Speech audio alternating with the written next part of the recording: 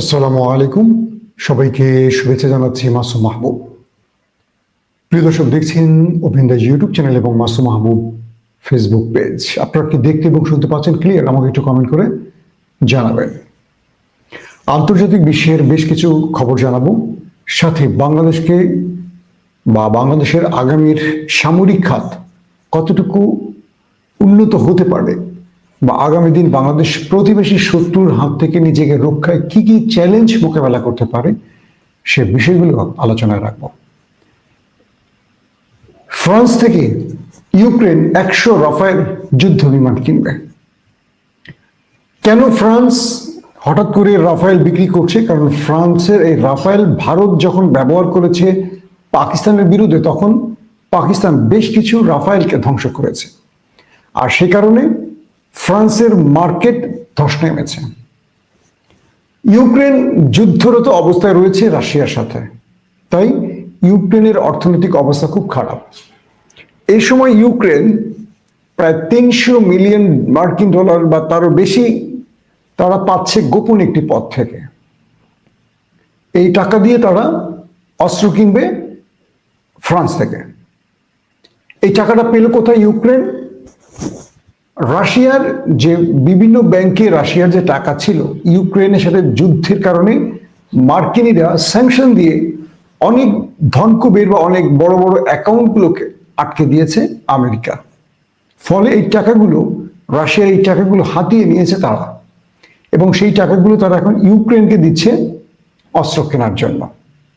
Russia ঠিক পাকিস্তানের পরামর্শ বলি, পাকিস্তানের টেকনিকটা ব্যবহার করছে এই ক্ষেত্রে। কি করছে রাশিয়া? যেহেতু ভারতের রাফায়েলকে ধ্বংস করতে পেরেছে চীন এবং তুর্কি প্রযুক্তি ব্যবহার করে পাকিস্তান, সেহেতু ইউক্রেন যেহেতু কিনছে ফ্রান্স থেকে রাফায়েল, তাহলে এখন ইউক্রেনকে মোকাবেলা করতে হলে রাশিয়া কি করতে হবে? তাই তারা এখন জেটেন-সি পিল-15 যুদ্ধ বিমান এবং মিসাইল এ দুটো নিতে যাচ্ছে চীন থেকে রাশিয়া। ইন্টারেস্টিং ব্যাপার হলো,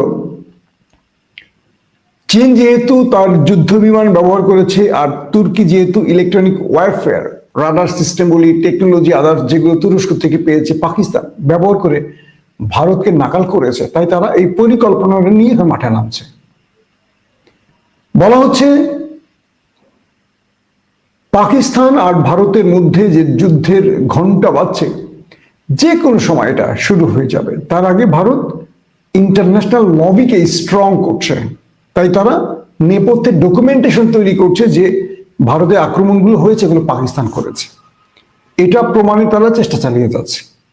তো এর মধ্যে তুরস্ক ঢুকে পড়েছে পাকিস্তানে। তুরস্কের সামরিক বিশেষজ্ঞরা গোপনে পাকিস্তানে ঢুকে বিভিন্ন রকম আধুনিক অস্ত্র ইনস্টলেশন করছে। এটা বলছে কে? ভারত। ভারতের গণমাধ্যম বলছে চীন এবং তুরস্ক প্রত্যক্ষ পরোক্ষ দুভাবেই সহযোগিতা করছে পাকিস্তানকে।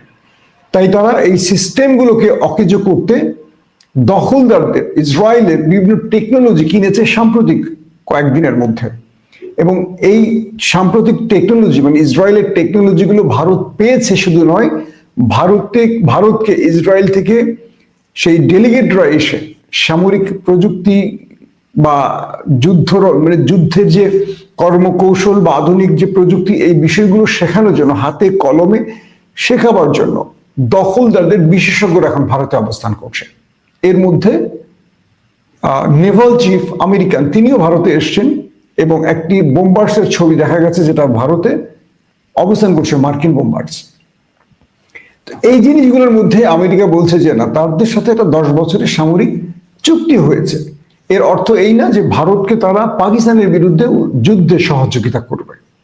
এটি হলো মানে আমেরিকার বক্তব্য।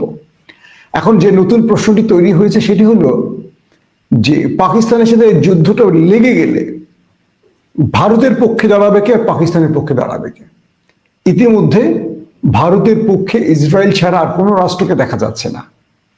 এতদিন মনে করা হতো ইরান নামক দেশটিও থাকবে ভারতের পক্ষে, কিন্তু কয়েক দিনের মধ্যে দেখা গেছে ইরানের যে সীমান্ত রয়েছে, সিস্তান বালুচিস্তান, এই পয়েন্টগুলোতে ইরান ভালোই স্ট্রাইক করছে এবং সে ভারী অস্ত্র মোতায়েন, সেনা মোতায়েন করেছে। পাকিস্তানের সাথে ইরানের মধ্যে একটি গোপন চুক্তি হয়েছে, সেটি হলো দখলদাররা যদি ইরানে কোনো প্রকার আক্রমণ করে সেক্ষেত্রে পাকিস্তান তাদের সহযোগিতা করবে, আর ভারত যদি পাকিস্তানে কোনো আক্রমণ করে সেক্ষেত্রে ইরান পাকিস্তানকে সহযোগিতা করবে। এটি বিভিন্ন মিডল ইস্টের গণমাধ্যমের তথ্য। এরই মধ্যে পাকিস্তানের সাথে সৌদি আরবের সামরিক চুক্তি হয়েছে এবং সেই চুক্তিটিতে স্পষ্ট বলা আছে যে পাকিস্তানে কোনো আক্রমণ করলে সৌদি মনে করবে তার উপর আক্রমণ এবং তারা একজোট হয়ে আঘাত করবে। সৌদি আরবে যদি কোনো আক্রমণ করে কেউ, তাহলে পাকিস্তান মনে করবে এটা তার উপরও আক্রমণ। তারা নিউক্লিয়ার সহ ঝাঁপিয়ে পড়বে সে শত্রুর বিরুদ্ধে একজোট হয়ে। তো এই চুক্তিটির পর বলা হচ্ছে কাতার সহ আরো কয়েকটি আরব ধনী রাষ্ট্র পাকিস্তানের সাথে গোপন একটি চুক্তির পথে হাঁটছে এবং এটা আমরা দেখলাম বহুদূর এগিয়েছে। তো এই মুহূর্তে ভারত এইসব কারণে অনেক রকম সমীকরণ নিয়ে বসছে যে পাকিস্তানকে আঘাত করলে কি কি উত্তর আসতে পারে। তাই বাংলাদেশ সীমান্তে শিলিগুড়ি পয়েন্টে, চিকেন নেক পয়েন্টে ভারত অনেক সেনা মোতায়েন, ভারী অস্ত্র মোতায়েন এবং যুদ্ধ বিমান, 22টি যুদ্ধ বিমান মোতায়েন করেছে। পাশাপাশি পাকিস্তান সীমান্তেও একইভাবে তারা সামরিক শক্তি বৃদ্ধি করছে, পাশাপাশি চীনের সীমান্তেও বৃদ্ধি করছে।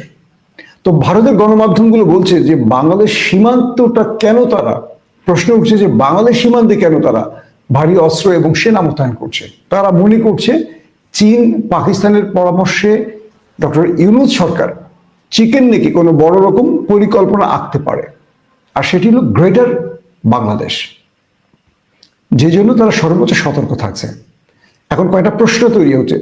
চীন, ইরান এবং পাকিস্তানের মধ্যে সম্পর্ক টানাপোড়েন থাকে সবসময়, যেমন আফগানের সাথে পাকিস্তানের সম্পর্ক টানাপোড়েন। তো ইরান কি তার অন্যতম মিত্র ভারতকে ছেড়ে পাকিস্তানের পক্ষে দাঁড়াবে? তো এর বিবরণটি ইরানের গণমাধ্যম দিয়েছে এভাবে, সাম্প্রতিক যে যুদ্ধটা হলো 12 দিনের যুদ্ধ দখলদার ভার্সেস ইরান, তো সেই যুদ্ধে দেখা গেছে প্রচুর ভারতীয়রা যারা রয়ের হয়ে কাজ করছে, তারা মোসাদের হয়ে কাজ করেছে ইরান রাষ্ট্রের বিরুদ্ধে। এবং ইরান যাদেরকে ফাঁসি দিয়েছে, ইরান যাদেরকে গ্রেফতার করেছে রাষ্ট্রের বিরুদ্ধে গোয়েন্দাগিরির জন্য, এর মধ্যে বেশ কজন ভারতীয় পাওয়া গেছে। সূত্রগুলো বলছে যে ভারত থেকে ইরানে যাওয়ার জন্য ভিসা ফ্রি সুবিধা ছিল, তো ইতিমধ্যে সেটি ইরান সরকার তুলে নিচ্ছে। কারণ ভারতীয়রা ইরানে ঢুকে যেই অপারেশনটি হয়েছিল, দখলদারদের সাথে যুদ্ধটা হয়েছিল, প্রথম দিন মিসাইল অ্যাটাকে পুরো ইরানকে লন্ডভন্ড করে দেয় দখলদাররা। আর তার পেছনে যেই এজেন্টরা কাজ করেছে, গোপন থাকা এজেন্টরা কাজ করেছে, তাদের মধ্যে অনেকেই ছিলেন মোসাদ এজেন্ট এবং তাদেরকে সহযোগিতা করেছিল রয়ের মোসাদ এজেন্ট। অর্থাৎ তারা ভারতের শ্রমিক হয়ে ইরানে ঢুকেছে, কিন্তু তারা কাজ করছিলেন রয়ের, কিন্তু তারা হয়ে গেছে মোসাদের। অর্থাৎ আর মোসাদকে এক পাল্লায় নিয়ে আসা হয়েছে, এক ফ্রেমে নিয়ে আসা হয়েছে।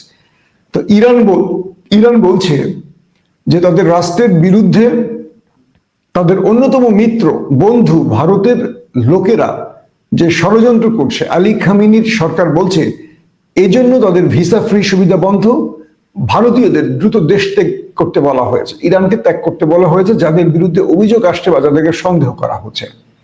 তো ঠিক এই কারণে ইরানের মাসুদ পেজেশকিয়ান বা আয়াতুল্লাহ আলী খামেনি সরকার তারা মনে করছে যে এই সময় তাদেরকে তাদের প্রতিবেশী বন্ধু দেশ পাকিস্তানের সাথে সম্পর্ক বৃদ্ধি করা উচিত।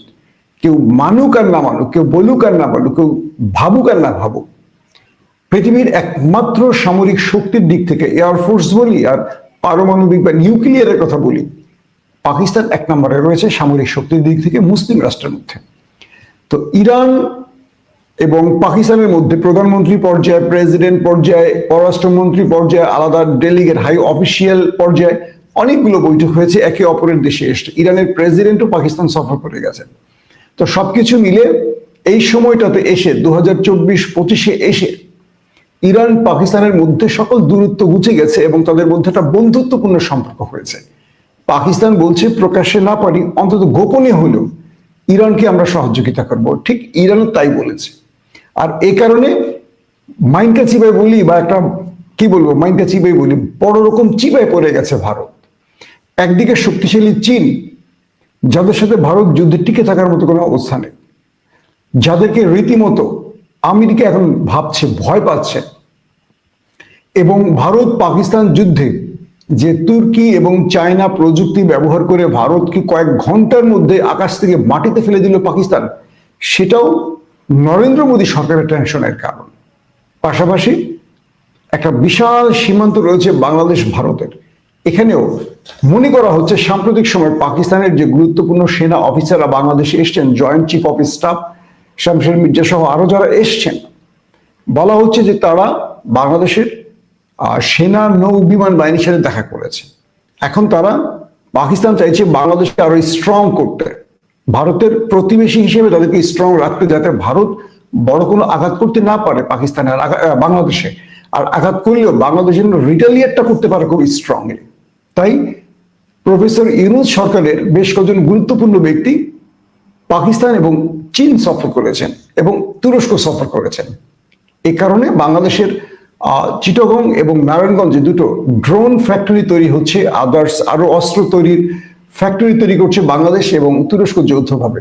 পাশাপাশি পাকিস্তানকেও সম্পৃক্ত করা হচ্ছে, পাকিস্তান থেকে সেনাবাহিনীর গুরুত্বপূর্ণ ব্যক্তিদের এনে বাংলাদেশের ট্রেনিং এর ব্যবস্থা করা হচ্ছে। আর চীনের কাছ থেকে বাংলাদেশ আরো আধুনিক প্রযুক্তি পাওয়ার জন্য J-10C এবং 17 থান্ডার সহ আরো যুদ্ধ বিমান কেনার ব্যাপারও কথাবার্তা চলছে, মানে চূড়ান্ত পর্যায়ে। প্রশ্ন হলো এই মুহূর্তে ইউনূস সরকার চলে গেলে আসলে কি হবে? কিছু সিস্টেম মানে কিছু মাধ্যম বলছে যে 54 বছর বাংলাদেশের এয়ারফোর্স বা নেভিতে বা সেনাবাহিনীতে বাংলাদেশের সংখ্যা যাই হোক না কেন, প্রযুক্তিগতভাবে আধুনিক অস্ত্রের দিক থেকে বাংলাদেশ অনেক পিছিয়ে আছে। তার প্রধান কারণ বাংলাদেশে যারাই ক্ষমতা ছিল, আওয়ামী লীগ, জাতীয় পার্টি, বিএনপি, তারা প্রত্যেকে ভারতকে ওই মুচি লেখাটা দিয়েই আসে যে আমরা ক্ষমতায় আসলে এগুলো কিনবো না, আমরা ডোরা সাপ হয়ে থাকবো, কোনো বিষ থাকবে না। তো এবার ইউনূস সরকার এসে যেই চীন, পাকিস্তান, তুরস্কের দৌড়ঝাঁপ শুরু করেছে, মোটামুটি মাথা নষ্ট হয়ে গেছে ভারতের। কিন্তু এই পর্যায়ে এসে বাংলাদেশকে এখন পাকিস্তান এবং তুরস্ক বারবারই মেসেজ দিচ্ছে যে তুমি দ্রুত এই কাজগুলো চুক্তিবদ্ধ করে ফেলো। কি, তোমার সাগরে দখল সাম্রাজ্যবাদীদেরকে মোকাবেলা করতে হলে কোনটা বুঝছেন তো, তোমাদের এইটা লাগবে, আকাশে তোমরা টিকে থাকতে হলে এটা লাগবে, তারপরে স্থলে তোমাদের টিকে থাকতে হলে এটা লাগবে। এই টোটাল বিষয়গুলো বাংলাদেশ সরকারের কাছে তুলে ধরেছে চীন, পাকিস্তান এবং তুরস্ক। ফলে বাংলাদেশ সরকারও একটা পরিকল্পনা নিয়ে আগাচ্ছে। এখন যে বিষয়টি তৈরি হয়েছে, আসছে লড়াইতে, ভারত পাকিস্তানের যুদ্ধে ইরান, চীন, তুরস্ক, বাংলাদেশ দাঁড়াচ্ছে পাকিস্তানের পক্ষে। আর ভারতের পক্ষে প্রতিবেশী কোনো দেশ এই মুহূর্তে নেই, আছে দূরের দখলদার দেশটি। আর ব্যালেন্স অবস্থা থাকবে পশ্চিমা দুনিয়া, কারণ ইতিমধ্যে পাকিস্তান যখন ভারতের বিরুদ্ধে অপারেশন সিঁদুর এবং বুনিয়ানুম মারসুসের রেজাল্ট পেয়ে গেল, অর্থাৎ শেষ পর্যন্ত বুনিয়ানুম মারসুস বিজয়ী হয়েছে, তখন আন্তর্জাতিক বিশ্ব এটা ভাবতে বসেছে যে পরাজিত শক্তিকে সাপোর্ট দেব নাকি বিজেতাকে আমরা সাপোর্ট দেব। এক্ষেত্রে ভারত কোণঠাসা হয়ে তারা নয়াদিল্লির আক্রমণের পর সেই আক্রমণটা পাকিস্তানের ঘাড়ে চাপাতে, দোষ চাপাতে নানান রকম গেম তৈরি করছে। এই পরিস্থিতির মধ্যে এখন যেটি হচ্ছে, বাংলাদেশ সরকারকে বলা হচ্ছে দ্রুত আপনারা এই আধুনিক প্রযুক্তিগুলো কিনে ফেলেন ফেব্রুয়ারি নির্বাচনের আগেই। কারণ হলো, বা চুক্তিবদ্ধ করে কিছু অন্তত নিয়ে নেন, বাকিগুলো অটোমেটিক আসবে চীন থেকে, তুরস্ক থেকে, পাকিস্তান থেকে, আদার্স যে দেশগুলো আছে সেখান থেকে এই পরামর্শ দেওয়া হয়েছে। বাংলাদেশ সরকারের সেনাবাহিনীর মধ্যেও এটা নিয়ে আলোচনা চলছে এবং প্রসেসিং চলছে, বলা হচ্ছে কয়েকটি সূত্রের। এবং তুর্কি কয়েকটি সূত্রের সাথে আমি ব্যক্তিগতভাবে কথা বলেছি, তারা বলেছে যে আমাদের বাজার দেখে গেছে, চূড়ান্ত সিদ্ধান্ত হয়নি, চূড়ান্ত সিদ্ধান্ত হলেই প্রোডাকশনে যাবে এবং বাংলাদেশ এই আধুনিক অস্ত্রগুলো পাবে। প্রশ্ন হলো, বাংলাদেশ কি 54 বছর ধরে যে নতজানু পররাষ্ট্রনীতি এবং সীমান্তে মাথা নিচু করার যে অবস্থাটি ধরে রেখেছিল, এটা কন্টিনিউ করবে, নাকি বাংলাদেশ পাকিস্তানের মতো সীমান্তে নিজেকে বাঘ হিসাবে দেখাবে। কারণ পাকিস্তান সীমান্তে ভারত একজনকে মারলে পাকিস্তান প্রতি উত্তরে 4জন কি 5জন মারবে, সবসময় এটাই হবে। তো সেই ক্ষেত্রে বাংলাদেশ মার খেয়ে যাবে নাকি পাকিস্তানের মতো জবাব দেবে, এটা নিয়েও ব্যাপক আলোচনা চলছে। তবে প্রফেসর ইউনূস সরকারের সঙ্গে এরদোয়ান সরকার, শি জিনপিং সরকার কিংবা শাহবাজ শরীফ সরকারের মধ্যে আলোচনা চলছে। এখন এই মুহূর্তে বাংলাদেশকে মনে রাখতে হবে, দক্ষিণ এশিয়াতে যে চ্যালেঞ্জ তৈরি হয়েছে সেই চ্যালেঞ্জ কেবল মুখের দেশপ্রেম দিয়ে চলবে না। অস্ত্র কেনার জন্য বাংলাদেশকে আরো শক্ত অবস্থানে নিতে হবে। বাংলাদেশ রাষ্ট্রে এক বছরে যে টাকা লুটপাট হয়, নেতারা চুরি করে, রাজনীতিকরা চুরি করে, প্রশাসনের আমলারা চুরি করে, সেই টাকা যদি সেভ করা যায় বাংলাদেশের মোটামুটি অস্ত্র দিয়ে একটা মানে বড় রকম ফাইট করার অবস্থা তৈরি করা যাবে। কিন্তু বাংলাদেশ তো দুর্নীতিতে চ্যাম্পিয়ন হওয়া একটি রাষ্ট্র। এখানে যে সরকারি আসুক তারাই দুর্নীতিতে চ্যাম্পিয়ন হয়। এখন দেখার বিষয়, আগামী দিনে বাংলাদেশের রাজনীতির পরিবর্তন ঘটলে কোন দিকে যাবে, নাকি সেই আগের মতো জুজুর ভয়ে বাংলাদেশ মাথা নিচু করে হরিণের মতো শরীরটা উপরে দিয়ে গর্তে মুখ লুকিয়ে রাখবে। আমরা জানি যে আমাদের সেনাবাহিনীর, বিমান বাহিনীর, নৌবাহিনীর কাছে আধুনিক তেমন কোনো অস্ত্র নেই। তারা মিয়ানমারের সাথে লড়াই করে টিকে থাকার মতো অবস্থা নেই। এই ক্ষেত্রে বাংলাদেশকে দ্রুত সিদ্ধান্ত নিতে হবে।